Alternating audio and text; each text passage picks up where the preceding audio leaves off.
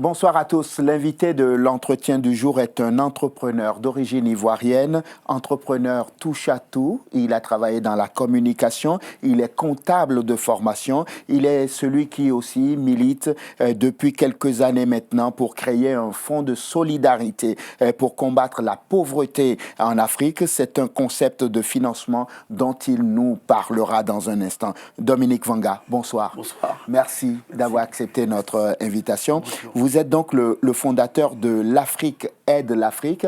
On est bien d'accord, ce n'est ni une association, ni une ONG. C'est une opération. Oui. L'Afrique aide l'Afrique est une opération qui a été initiée par la société Wassa Édition Group. Oui. On est dans plusieurs pays africains pour promouvoir cette idée innovante. Oui. Et l'Afrique aide l'Afrique est une opération de financement innovant africain, intelligent, Oui. qui permet de vendre les produits de Wassa Édition Oui. et de donner 1 euro de côté sur un compte séquestre pour lutter contre les pandémies, la pauvreté, etc., pour que l'Afrique puisse avoir un fonds en dehors des autres fonds et faire des choses bien concrètes pour aider à se sortir du sous-développement. Directeur général de Wassa Édition. Oui. Comment vous est venue l'idée de créer ce fonds? Écoutez, en 2006, Oui. j'ai vu que le président Jacques Chirac a initié United. Oui.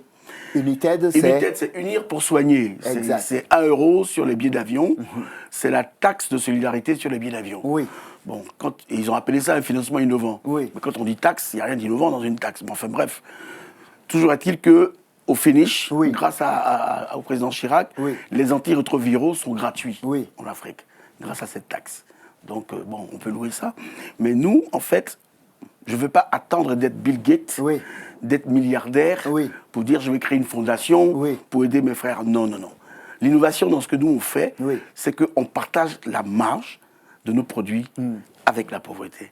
On dit si on gagne 2 euros, on donne 1 euro pour qu'on puisse développer notre pays, notre continent, etc. En préparant notre rendez-vous, j'ai parlé de vous, de votre idée autour de moi. Certains m'ont dit que c'était un très bon argument marketing et qu'en réalité, vous profitez de la pandémie pour pouvoir mieux vendre les produits de Wassa Édition. Qu'est-ce que vous répondez à ça? J'ai déjà répondu à ça en disant que je partage ma marge. Avec pour pouvoir réduire la pauvreté. Les autres attendent d'être milliardaires et créer des fondations.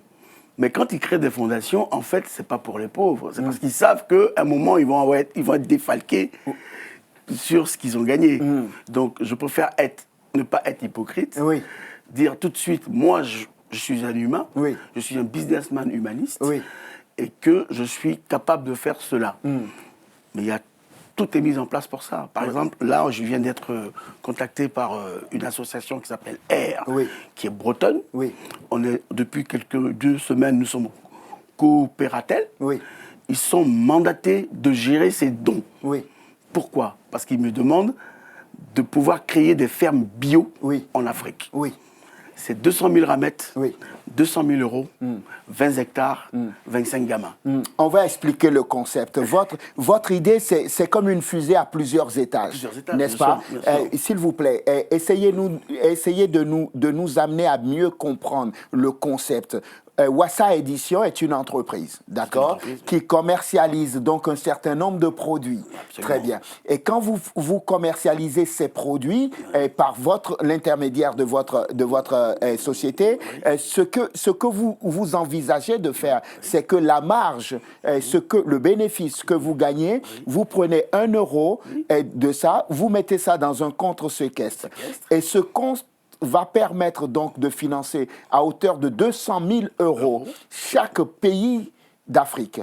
C'est ça? C'est juste. Est-ce que je comprends jusque-là? C'est très juste. Et les 200 000 euros vont servir à faire quoi? C'est là qu'est ma question. Alors, les 200 000 euros, aujourd'hui, nous avons des gros problèmes d'immigration clandestine. Nous avons de gros problèmes en Europe. De tout ce qui est culture avec les pesticides, ça devient dangereux de cultiver. Glyphosate et tout ça. Donc, ils ont besoin de créer de la culture biologique. J'ai été contacté par Air, qui me dit, voilà, nous, on est prêt à te suivre par rapport au financement innovant.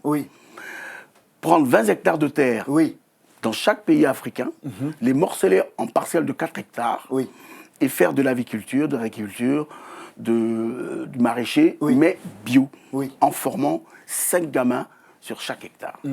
J'ai trouvé l'idée magnifique. Donc, j'ai mis les 1 euro sur chaque rame de papier qu'on vendra à leur disposition pour qu'ils puissent aller faire ça en Afrique. Pour que cela soit donc possible, il faut que les Africains préfèrent vos produits à d'autres produits. Il ne faut pas dire qu'ils préfèrent. Parce que le produit que je vends a une quantité bien limitée. D'accord. Pour que ce reste dans le côté opération. J'ai 200 000 rames de papier à vendre avec la marque 3A, l'Afrique de l'Afrique.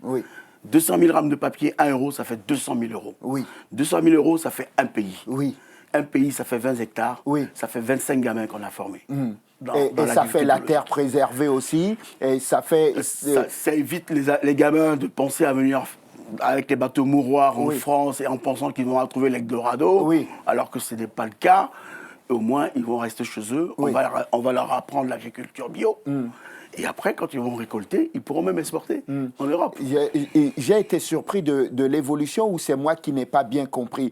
Au départ, l'Afrique aide l'Afrique a dit « je lutterai contre les pandémies ». C'est pour lutter contre les pandémies. Et aujourd'hui, est-ce que c'est parce que les choses évoluent que vous vous êtes dit « maintenant, il faut d'abord s'attaquer au problème de l'immigration clandestine et garder les jeunes au pays ». En fait, le problème est de base. C'est le savoir-être, le savoir-faire et le savoir-faire. Je pense que si on arrive à régler cette problématique en Afrique, on va gagner beaucoup de choses. Et on aura beaucoup de temps, à s'occuper de nos enfants. Parce que la base, c'est les gamins. Si on ne donne pas le savoir-être à nos gamins, le savoir-faire à nos gamins et le savoir-faire, il n'y aura pas le cycle. Donc, on s'attaque à la base. Donc on se dit, l'agriculture, le président Houphouët-Boigny l'a dit, donc il faut qu'on emboîte le pas et qu'on le fasse, et c'est vrai. Aujourd'hui, le café cacao, tout le monde sait que c'est acheté en France, en Europe, partout aux États-Unis, et que la Côte d'Ivoire est le premier producteur. Mais pourquoi pas, on ne serait pas les premiers producteurs de produits biologiques et qu'on revende ça aux Européens. Parce que nos terres, elles sont saines, on a de l'eau. Moi, je suis allé dernièrement en Guinée, qui sera le pays pilote de cette opération. La Guinée, c'est magnifique, c'est le château. Vous êtes d'ailleurs en partenariat avec la Fondation de la Première Dame, c'est ça? Je devais travailler avec la Fondation Prosmi, mais bon, les difficultés politiques sur le terrain sont compliquées. Maintenant, j'ai décidé de ne plus travailler avec les politiques. Il n'en est plus question. Je travaille avec des citoyens qui ont des terres, qu'on va louer et on va mettre à la disposition de ces gamins. Tiens, puisqu'on évoque le chapitre difficultés, j'ai été très surpris de me rendre compte que cette idée a germé chez vous depuis 2006. Et ça fait 12 ans que vous avez pris votre bâton de pèlerin, les bottes des 7 lieux, ça n'a pas suffi. Quelles sont les difficultés auxquelles vous êtes confrontés? La première difficulté, elle est financière. Parce que bon, quand un Africain a une idée... On se méfie de cette idée. Je dis toujours, méfiance est égale au sous-développement. Confiance est égale au développement. Ah bon? C'est si simple que cela? C'est si simple que ça. Ben voilà. Donc, ici en Europe, moi j'ai eu la chance d'avoir les deux cultures. Parce que j'ai été élevé quand même par une Bretonne, Berrichonne, qui est la mère de mes demi-frères métis, qui m'a inculqué un peu les valeurs religieuses, mais en fait qui est la morale de base universelle. Je pense que si tu te méfies au départ, tu peux rien faire. Mais si tu t'accordes ta confiance une fois qu'on te l'a floué, c'est un abus, mais ça ne t'empêche pas de vivre. Mais au moins, ça t'éduque à être plus prudent par la suite. Et je pense que l'éducation européenne est plus basée dans cet axe-là que l'éducation africaine. Où on se méfie de tout. C'est un constat. On se méfie de tout et de n'importe quoi. Et de rien même. Et de rien. Voilà. Revenons donc à cette idée de lutte, cette idée d'aider, que l'Afrique aide l'Afrique. Je vous ai entendu dire à certains confrères, vous savez, je n'ai pas la prétention de vouloir régler tous les problèmes sur le continent, mais je suis fatigué de voir mon continent attendre l'aide de l'extérieur. Je pense que la politique de la main tendue, ça lasse. Je reviens encore à Houphouët-Boigny, dans sa citation. Il dit, on ne fait pas de coopération, on fait de l'assistanat. On ne peut plus faire de l'assistanat, il faut qu'on fasse de la coopération. La coopération, c'est Moi, j'ai mon idée. Ça peut vous intéresser. En échange, faites ça pour moi. C'est gagnant-gagnant. Quand les Bretons me disent, nous, on va aller faire... En plus, c'est pas payant, hein. C'est des bénévoles qui vont venir former les gamins. Ça nous intéresse parce que c'est bio. Mais entre guillemets, ils ont besoin de ça aussi.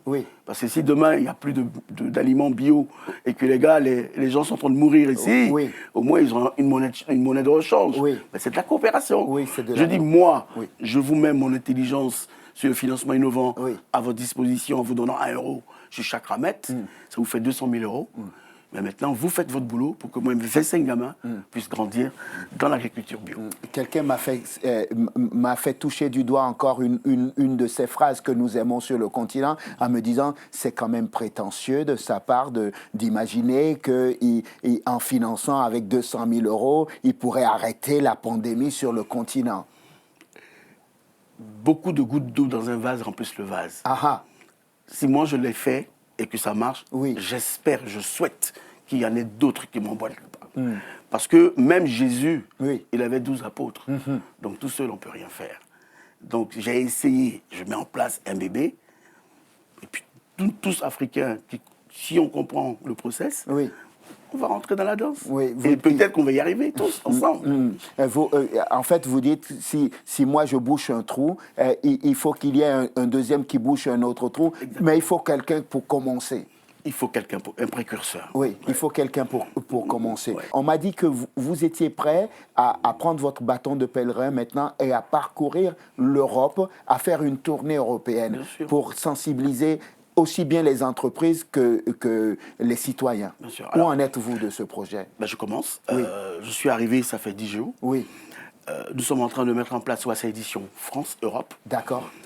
200 000 ramettes dans les pays européens. Chaque pays européen représente un pays africain.